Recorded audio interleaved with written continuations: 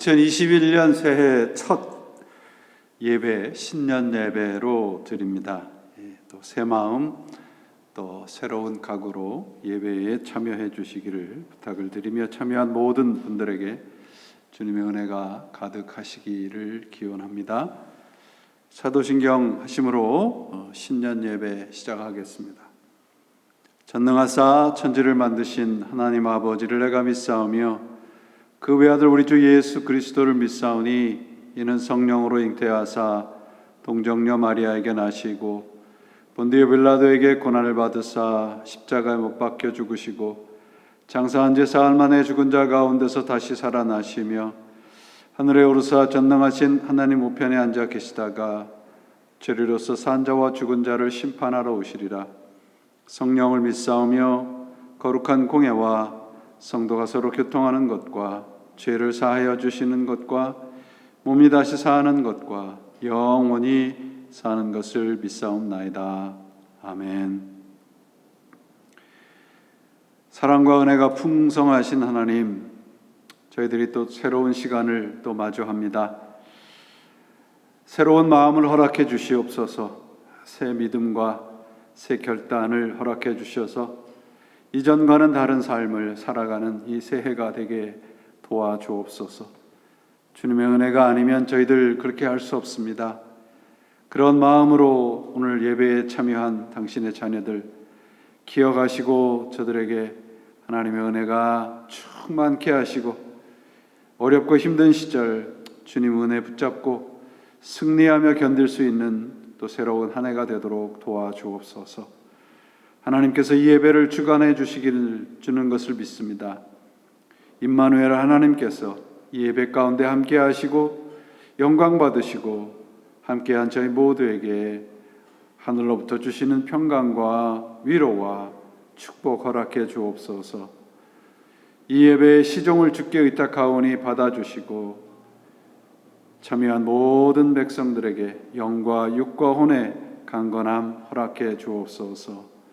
우리 구주 예수 그리스도 이름으로 간절히 기도합니다. 아멘.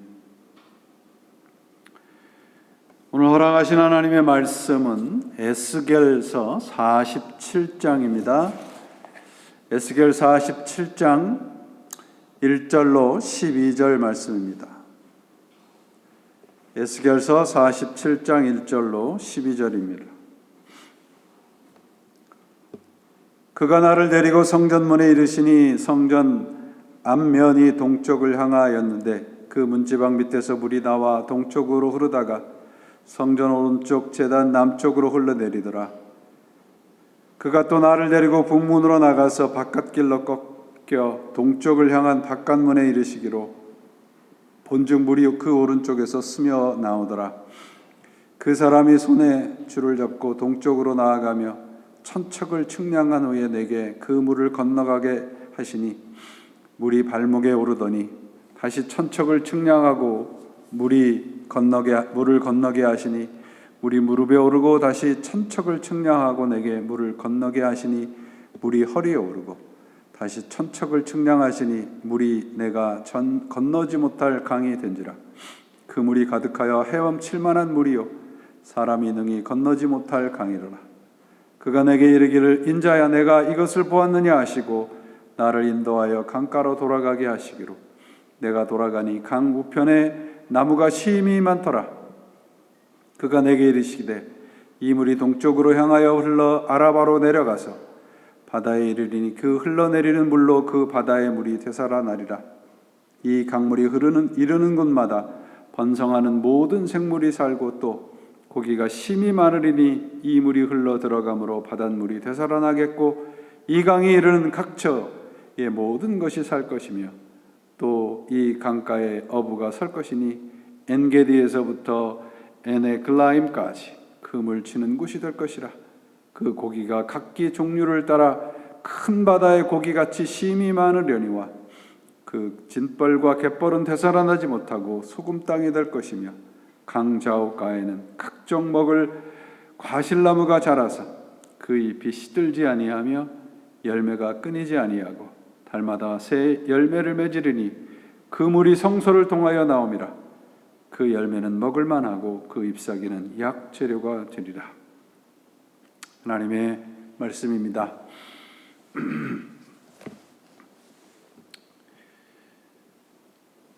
2021년 새해가 시작이 됐습니다.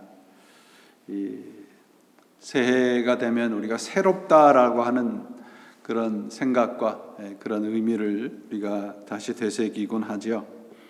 신약 성경에 이제 새롭다라고 하는 우리 영어로 new라는 것으로 번역된 헬라어 단어가 두 개가 있습니다. 카이노스라는 단어와 네오스라는 단어입니다.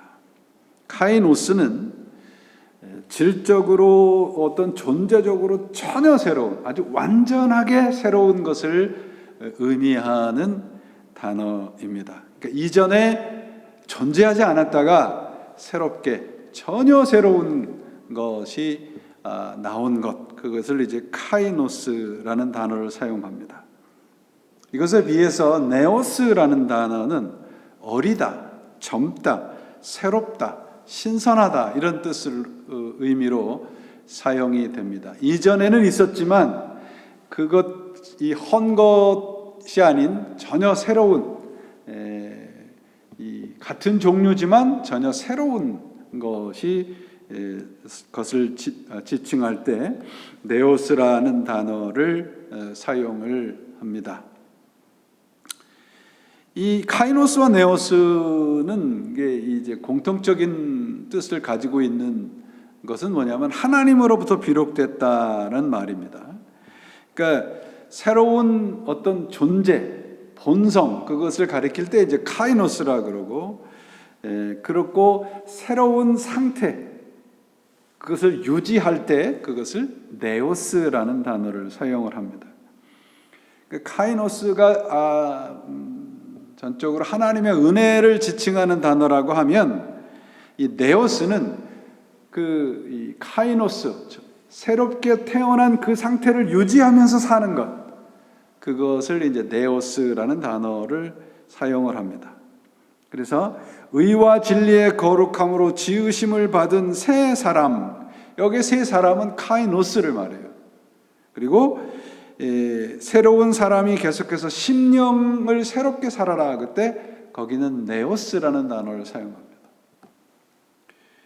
이 두 가지가 하나님의 은혜로 은혜로만 가능하다는 것을 말씀을 드리는데, 쉽게 말씀드리면 이겁니다. 우리가 예수님으로 통해서 구원을 받았다. 그건 뭐냐? 카이노스입니다. 예수를 믿기 전과 후는 전혀 다르다 말이죠. 새롭게 태어난 거예요.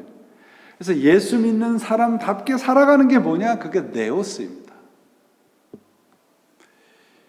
여러분, 2021년입니다. 작년 2020년은 생각하기도 불편한 그런 이제 시간일 수도 있는데, 무엇이 다릅니까? 현상적으로는 다른 것이 하나도 없잖아요. 우리 사람들이 1년을 365일로 하고 366일째 되는 날은 다시 1일로 부르자. 그걸 1년으로 하자. 그렇게 정해놓은 것이 이제 우리 시간이죠. 하루를 24시간으로 하자. 그것과 같은 의미잖아요. 그래서 366일째를 366일째라고 하지 않고 다시 1일로 돌아가서 부르기 시작한 것이 이제 새로운 해, 뉴 이어죠. 그 새해가 돼서 구상 선생님의 시를 제가 참 좋아하는데, 그 새해라는 그 제목의 시에 보니까 첫 연이 이렇게 돼요. 내가 새로워지지 않으면 새해를 새해로 맞이할 수 없다.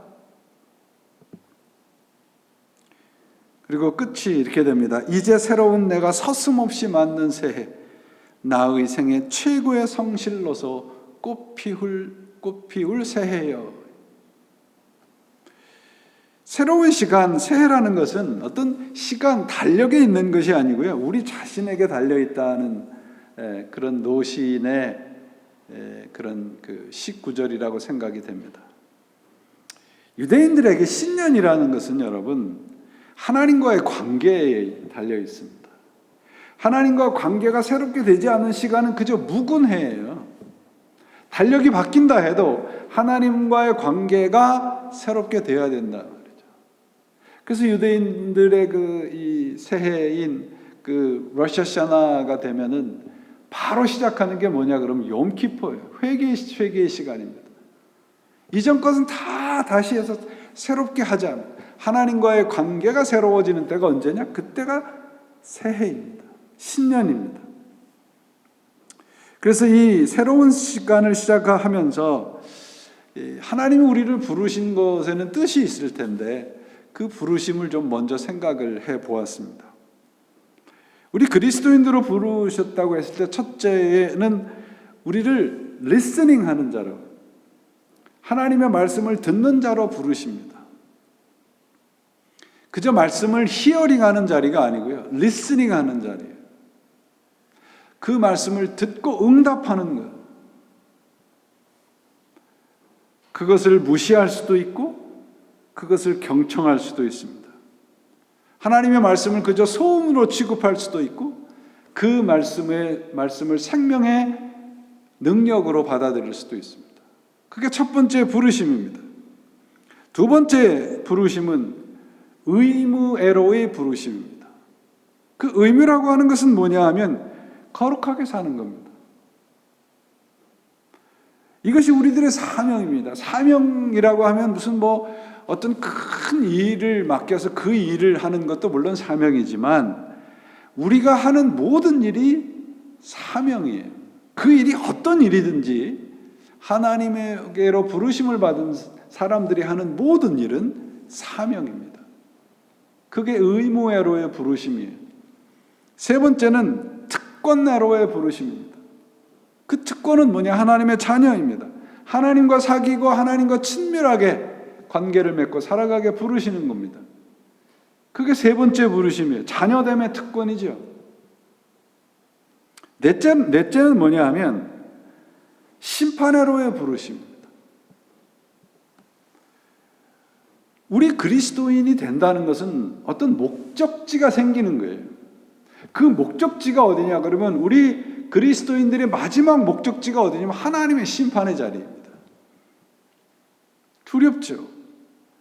그래서 하나님의 부르심을 무시하고 살아갈 때에 거기에 응당한 대우를 받게 될 것이죠. 우리가 마지막으로 서야 할 자리가 사람 앞이 아니고 하나님 앞이라고 하는 것을 참으로 많은 순간 잊고 살았다는 그런 두려움이 생기게 됩니다.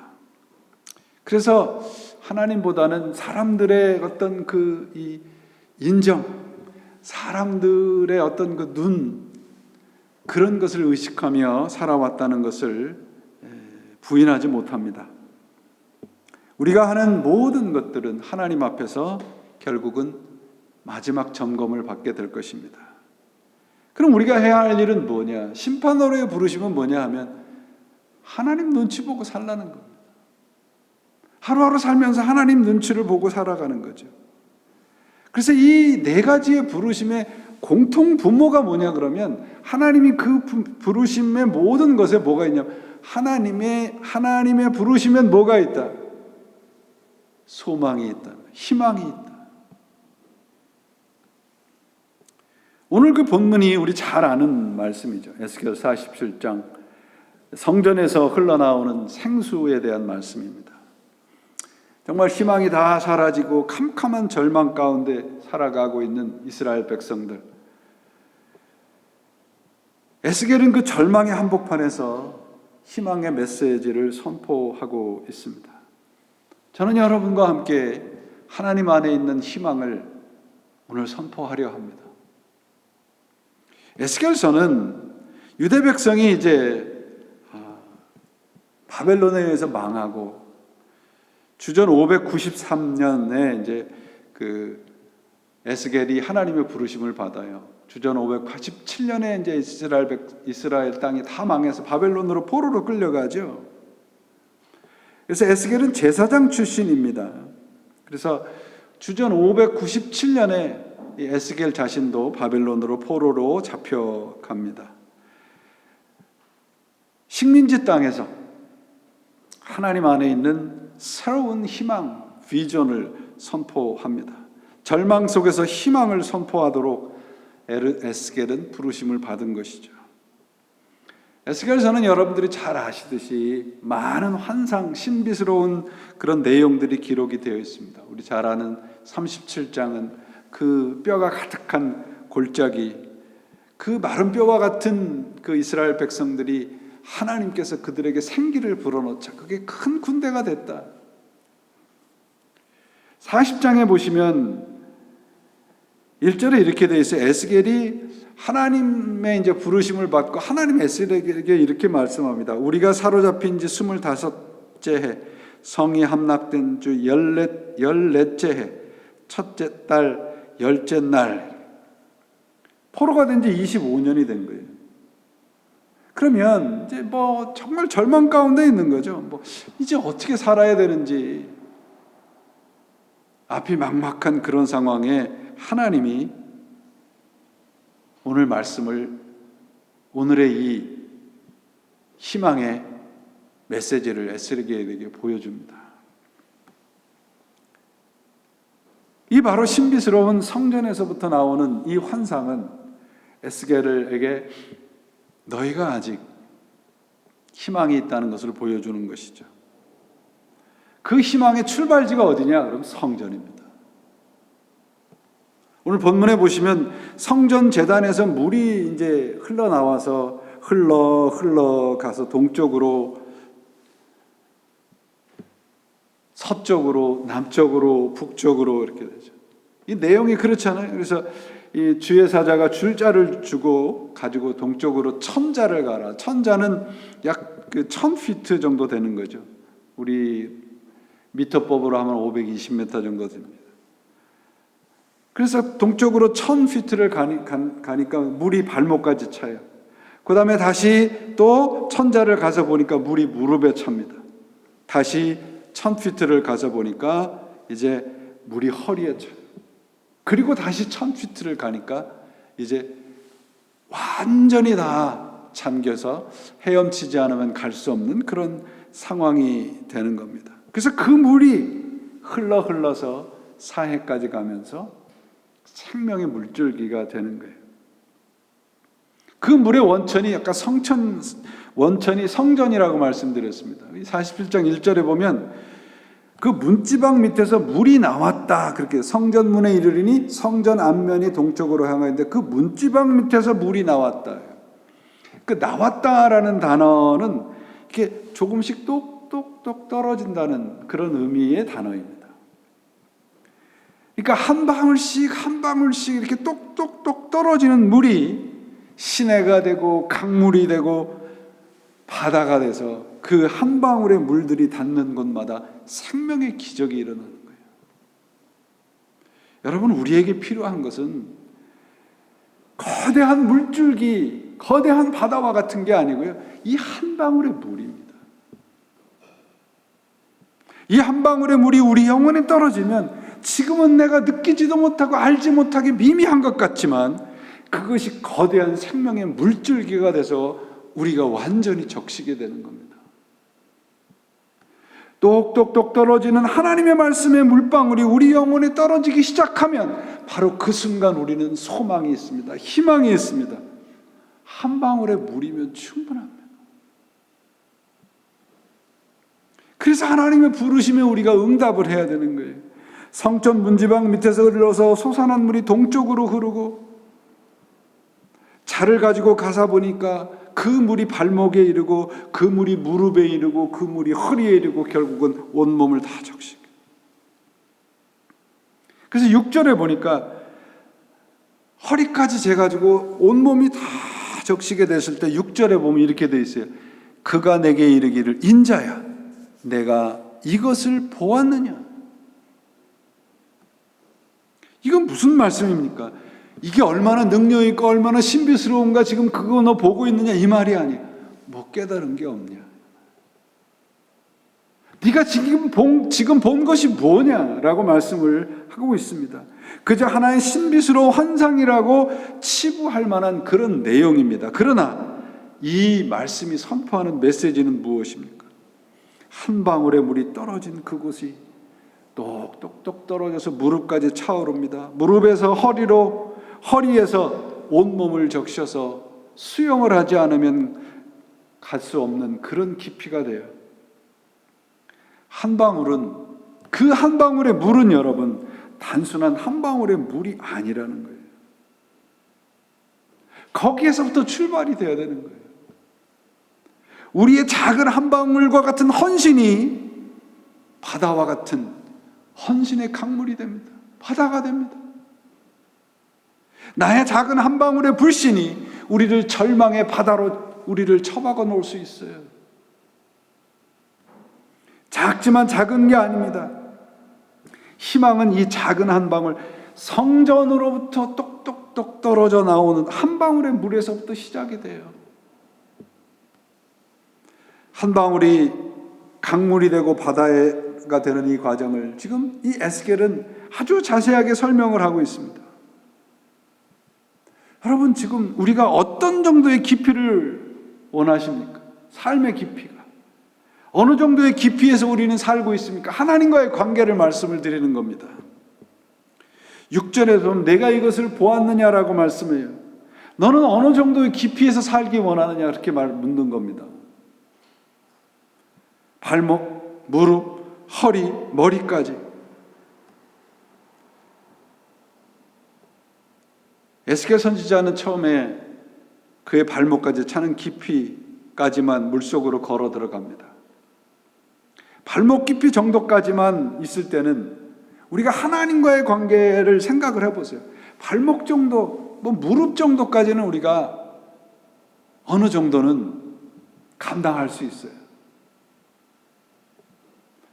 왜냐하면 여전히 내가 할 수 있는 건 그 제대로 하나님과의 관계와 상관없이 여전히 내가 하고 싶은 거 할 수 있거든요. 우리의 뜻대로 하나님을 통제할 수 있는 깊이죠. 발목 깊이의 신앙은 여러분 결국은 하나님을 조종하려고 하는, 하나님을 이용만 하려고 하는 신앙, 그 마음을 버리지 못한 상태를 가리키고 있습니다. 2021년이 새로운 시간이 되려고 하면 지금까지 우리가 통제하고 조종하며 살았던 모든 것을 포기해야 합니다. 지금 우리는 당연한 것이 당연하지 않다는 것을 경험하고 있지 않습니까? 새해, 새로운 시간은 발목 깊이 정도로 하나님을 믿고 하나님을 조종하려고 하는 마음을 버리는 것으로부터 시작이 됩니다. 크고 많고 풍요로움을 추구하며 살았던 시간, 그런 가치들을 리셋, 재조정을 해야 합니다. 이제는 많이가 아니고 적게입니다. 크게가 아니라 작게입니다. 당연하게가 아니라 감사하게입니다. 높이가 아니라 높게가 아니라 낮게입니다. 2021년 우리의 이 삶의 깊이를, 하나님과의 관계의 깊이를 리셋하지 않으면, 재조정하지 않으면 우리에겐 소망이 없습니다. 강물의 깊이는 결국 우리의 인생의 우선순위입니다. 하나님은 에스겔에게 뭐라고 얘기해요? 거기 있지 말고 발목에서 무릎까지 오고 무릎에서 허리까지 오고 깊은 데로 계속 들어오라고 그래요. 우리가 원하는 수준의 깊이가 아니고요, 하나님이 에스겔을 초청하는 자리는 뭐냐면 완전히 항복하는 자리예요. 어쩔 수 없는 자리예요. 하나님은 우리를 이런 곳으로 들어오라고 말씀하십니다. 말씀으로 깨우치면서, 때로는 손을 잡으시면서, 때로는 우리를 꾸짖으시면서 우리를 그 자리까지 오게 하십니다. 5절에 보시면 그 물이 가득하여 헤엄칠 만한 물이요 사람이 능히 건너지 못할 강이라 그렇게 되어 있습니다. 하나님은 우리에게 안전한 신앙과 삶을 원하는 것이 아니고요, 내가 아무것도 할 수 없는 그 자리, 바로 그 자리로 초청하고 계십니다. 아마 우리 이런 팬데믹 그런 시대를 살고 있는 지금 우리들의 마음이나 이 포로 생활 25년을 해서 이제 완전한 절망 가운데 있는 유대 백성들에게는 아마도 어쩌면 비상식적인 소리로 들릴지 모릅니다. 힘이 없고 정말 우리가 아무것도 할 수 없는 이런 상황에 우리가 더 힘을 키워야 되고 강해야 되고 뭔가 우리가 해야 될 것 같은 그런 말씀들이 오히려 우리에게는 더 심적으로 다가오지 않습니까? 그런데 하나님 뭐라 그러세요? 발목이 아니고요, 허리가 아니고요, 우리를 완전히 잠기기를 원하십니다. 왜냐하면 여러분 6절을 보시면 이렇게 돼 있어요. 저는 이 말씀이 얼마나 은혜가 되는지 모릅니다. 오늘 본문 6절에 보시면 그가 내게 이르시되 인자야 내가 이것을 보았느냐 하시고, 그 다음 말씀이요, 나를 인도하여 강가로 돌아가게 하시기로. 하나님이 인도하세요. 나는 헤엄칠 수도 없는 그런 깊이에 지금 내가 있으면 하나님은 그 자리에 나를 그냥 외면하지 않으세요. 나를 인도해서 강가로 가세요. 그 강가가 어디냐 그러면 여러분, 강가가 뭐라면 강우편에 나무가 심이 많고 온갖 생물들이 다 되살아나는 곳입니다. 능히 건너지 못할 그 물속까지 들어가지 않으면 알지 못하는 세계가 있어요. 능히 건너지 못하는 절망의 자리까지 가지 않으면 경험하지 못하는 세계가 있습니다. 하나님은 그 자리로 우리를 그 자리까지 데리고 가셔서 하나님이 주시는 소망과 희망의 메시지를 우리들에게 선포하고 계십니다.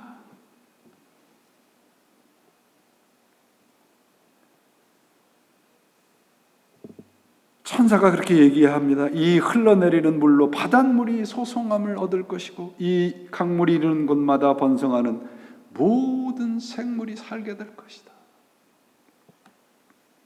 여기에 바다는요, 사해잖아요. 이스라엘은 그 북쪽에서부터 물이 흘러서 결국은 사해의 모든 물이 다 집결하게 되어 있습니다. 사해는 해수면보다 낮은 지역이기 때문에 다른 곳으로 흘러내려가지도 못해요. 죽음의 바다가 되죠. 그런데 에스겔에게 보여준 것이 뭡니까? 그 죽음의 현장이 생명의 현장이 될 것이다. 모든 생물들이 깨어나고 아름다운 생명의 노래를 부르고 강 우편의 어부들이 그물을 던지고 하나님을 찬양하는 소리를 들을 수 있을 것이다. 강물이 이르는 곳마다 번성하는 모든 생물이 다시 살게 될 것이다. 저는 이 메시지가 오늘 2021년 첫 주일 메시지 우리들에게 주시는 하나님의 선포라고 믿습니다. 지금 우리의 상황이 어떻습니까? 대대한데 사해와 같지 않습니까? 성전의 작은 물방울 하나가 죽음을 이기는 희망이 됩니다. 하나님께서 우리들을 영혼에 똑똑똑 떨어뜨리시는 말씀의 물방울 하나가 생명의 능력이 됩니다.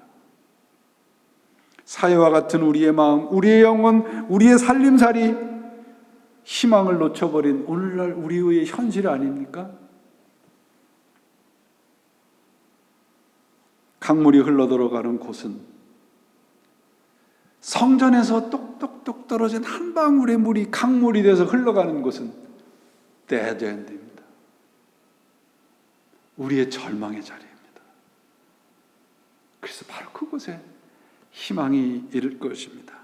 성전의 맑은 물 한 방울이 절망이 희망으로 변하는 바로 그 성전에서 시작된 이 물 한 방울입니다. 우리 모두 새롭게 시작된 새해에는 사람이 아니라 성전에서 흘러나오는 이 물 한 방울에 우리 인생을 거는 새해가 되시길 바랍니다. 여기에 보시면 마지막에 참으로 두려운 말씀이 있어요. 11절에 보면 그 생명의 물줄기가 흘러나가는데 11절 말씀 쉬운 번역으로 읽으면 이렇게 됐습니다. 그러니 사해의 진벌과 갯벌은 깨끗하게 고쳐지지 않고 계속 소금에 절여 있을 것이다. 진벌과 갯벌이란 말은 성전에서 흘러나오는 그 물 한 방울을 거절한 것을 말해요. 왜 거절했을까요? 사해에서 나오는 소금을 물보다 더 소중하게 생각했기 때문입니다. 그들 생활에 필요한 것들이 하나님의 말씀보다 더 우선순위에 있었다는 말이에요. 소금을 위해서 생명을 포기하는 사람들, 곧 진벌과 갯벌을 말합니다. 세상적인 것을 위해서 하나님과의 관계를 놓는 사람들, 소망이 없죠. 여러분, 오늘 말씀에서는 참으로 중요한 진리를 우리들에게 말씀하고 가르치고 계십니다. 소망, 희망이 어디서부터 시작되는가? 내가 죽는 곳입니다. 포기하는 곳입니다. The dead end입니다. 발목, 무릎, 허리가 아니고요, 능히 건너지 못하는 자리, 그곳에서 하나님이 손을 집어넣으셔서 우리 손을 잡으십니다. 오늘 우리의 상황이 그렇지 않습니까? 허우적거리고 있습니다. 내가 통제하고 내가 조종하던 발목과 무릎의 신앙이 아니라 우리는 지금 모든 곳에서 허우적거리고 있습니다. 무엇이 필요하겠습니까? 하나님입니다. 그분에게서부터 떨어져 내리는 생명의 말씀의 물방울이 필요합니다. 바로 거기가 희망이 시작되는 자리입니다. 여러분, 한자에 희망할 때 그 희자를 보시면 뭐 바란다 그런 뜻도 있지만 그 희자는요, 드물다, 희귀하다 할 때 희자를 같은 희자를 쓰지 않습니까? 드물다는 뜻이에요. 세상에는 희망이라는 게 드문 것을 바라는 것이라는 뜻도 되죠. 세상에는 드물다는 거예요. 하나님 안에 소망이 있습니다.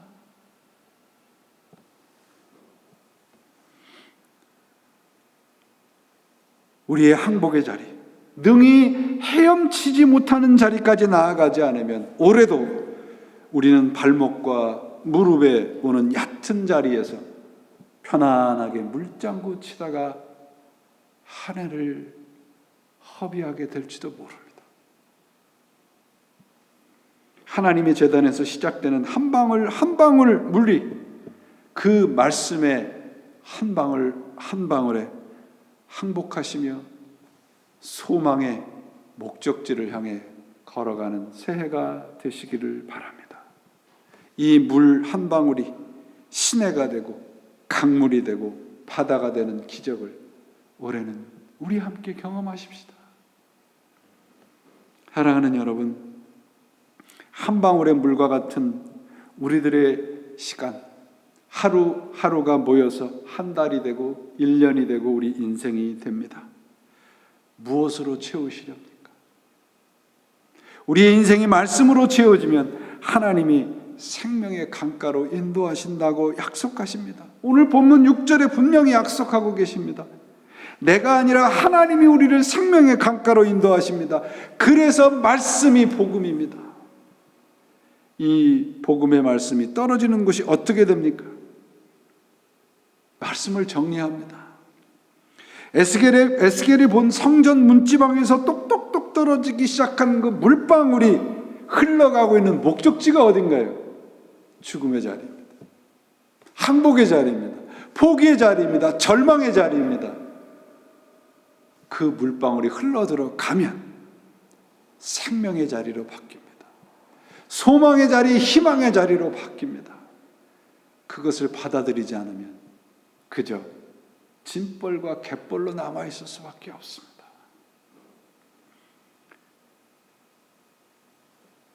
오늘 본문 12절입니다.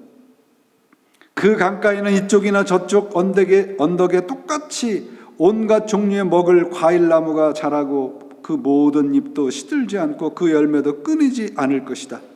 나무들은 달마다 새로운 열매를 맺을 것인데 그것은 그 강물이 성소에서부터 흘러나오기 때문이다.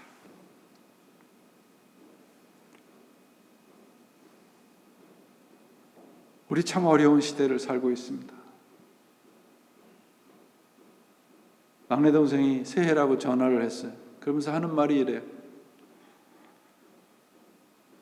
2020년에 그냥 코로나만 왔었으면 좋았을 것을. 얼마나 힘들었으면 그랬을까. 코로나 하나만 왔었어도 좋았다 그래요. 어려움과 고통의 정도가 다 다르지만 우리는 분명히 지금 전혀 다른 시간과 상황 속에서 살고 있는 것 같습니다.